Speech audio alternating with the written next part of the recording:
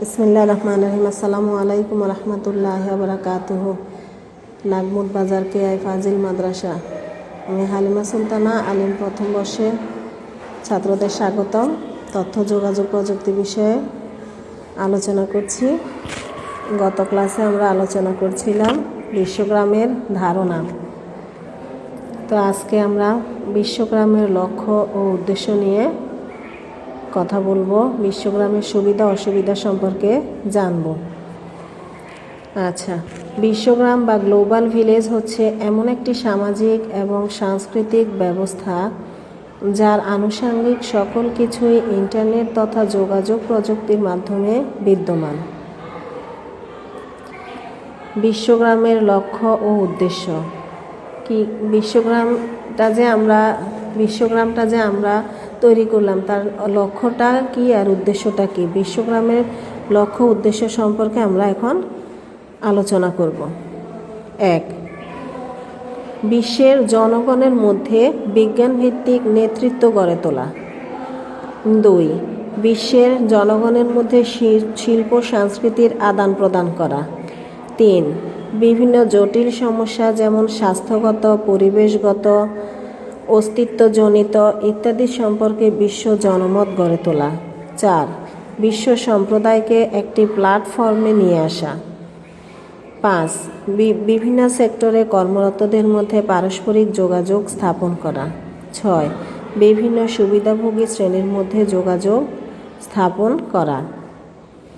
এবার বিশ্বগ্রামের কর্মকাণ্ড। বিশ্বগ্রামে কি কি কাজ করা হয়? বিশ্বগ্রামের ধারণাকে সফল করার লক্ষ্যে নানামুখী কর্মতৎপরতা গ্রহণ করা হয়েছে। নিম্নে এসব নিয়ে আলোচনা করা হলো। 1. সভা সেমিনারের আয়োজন। বিভিন্ন সমস্যা যেমন করোনা ভাইরাস, HIV এর মতো মরণ ব্যাধি সম্পর্কে বিশ্বকে সচেতন করে তোলার লক্ষ্যে বিভিন্ন পদক্ষেপ গ্রহণ করা। এতে আলোচনায় সভা, বিতর্ক ও উপস্থাপনার মতো গুরুত্বপূর্ণ বিষয়ের উপর জোর দেওয়া। 2. আধুনিক কম্পিউটার প্রযুক্তির ব্যবহার। বিশ্বগ্রামের মাধ্যমে বিভিন্ন যোগাযোগ মাধ্যম যেমন ইমেল, ফেসবুক, টুইটার, স্কাইপি ইত্যাদি ব্যবহার করা। এতে করে বিশ্বের বিভিন্ন প্রান্তে থাকা একই গ্রুপের সদস্যরা নিজেদের চিন্তা চেতনাকে ভাগ করে নিতে পারবে, নিজেদের সুখ দুঃখ, হাসি কান্নাকে ভাগ করে নিতে পারবে, নিজেদের সমস্যাকে বিশ্বের মাঝে তুলে ধরতে পারবে, নিজেদের সুবিধা অসুবিধা সম্পর্কে সবার সাথে যোগাযোগ করতে পারবে। 3.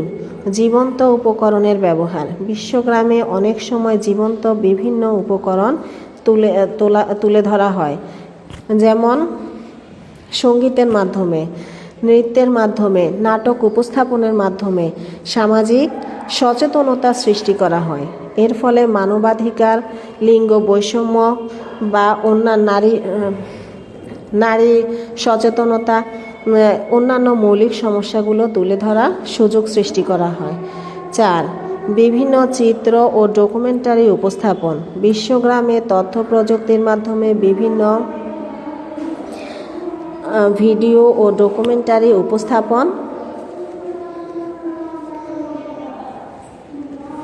উপস্থাপন করার নানা প্রক্রিয়া গ্রহণ করা হয়েছে।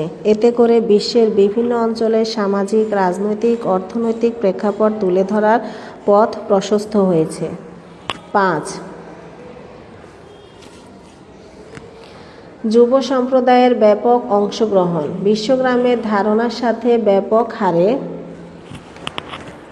যুব সম্প্রদায়কে সম্পৃক্ত করা হয়েছে। যুবকরাই হচ্ছে বিশ্বগ্রামের প্রাণ। তারা বিভিন্ন প্রযুক্তির মাধ্যমে বিশ্ববাসীকে একই সুতায় বাঁধার ব্যাপক প্রচেষ্টা গ্রহণ করেছে। 6. প্রদর্শনের আয়োজন। বিশ্বগ্রামের ফলে সমগ্র বিশ্ব বিভিন্ন বিষয়ের উপর প্রদর্শনীর আয়োজন করে থাকে। এসব প্রদর্শনীর চিত্র সমগ্র বিশ্বকে একটি নেটওয়ার্কের আওতায় নিয়ে আসে। বিশ্বগ্রামের সুবিধা। সব কিছুরে কিছু ভালো দিক থাকে, কিছু খারাপ দিক থাকে। তো বিশ্বগ্রামে যে প্ল্যাটফর্মটা আমরা তৈরি করলাম, বিশ্বগ্রাম যে প্ল্যাটফর্মটা আমাদের তৈরি হয়েছে, তারও কিছু সুবিধা অসুবিধা আছে। যে গ্লোবাল ভিলেজ আমরা তৈরি করলাম তার সুবিধাগুলো সম্পর্কে আমরা এখন জানব। বিশ্বগ্রামের সুবিধাসমূহ। বিশ্বের যে কোনো স্থানে যে কোনো ব্যক্তির সাথে যোগাযোগ করা যায়, খুব সহজে খুব দ্রুতভাবে যোগাযোগ করা যায়। ভিডিও কলের মাধ্যমে সরাসরি কথা বলা যায়। আমরা আমাদের আত্মীয় স্বজনকে ভিডিও কলের মাধ্যমে দেখতেও পারি, কথাও শুনতে পারি।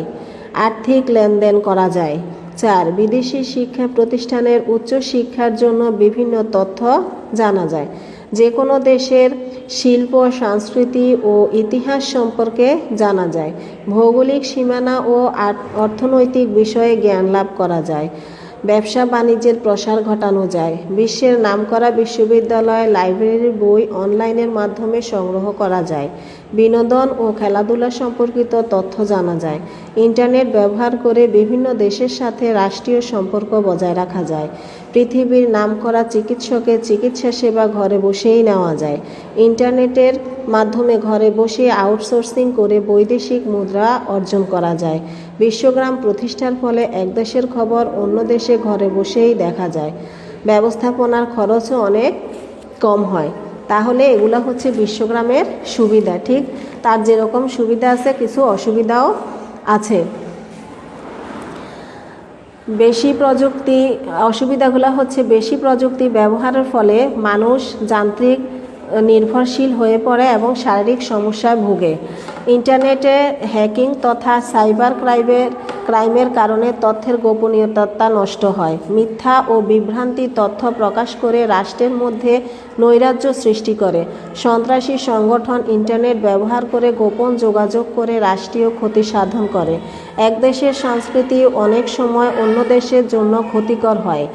ইন্টারনেটে সামাজিক যোগাযোগের ফলে অনেক সময় চক্রান্তের জালে পড়ে। ইন্টারনেট ব্যবহার করে কাউকে ভয়ভীতি প্রদর্শন করা হয়।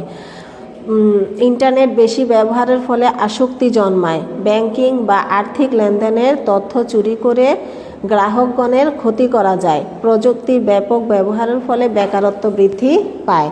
এগুলা হচ্ছে অসুবিধা।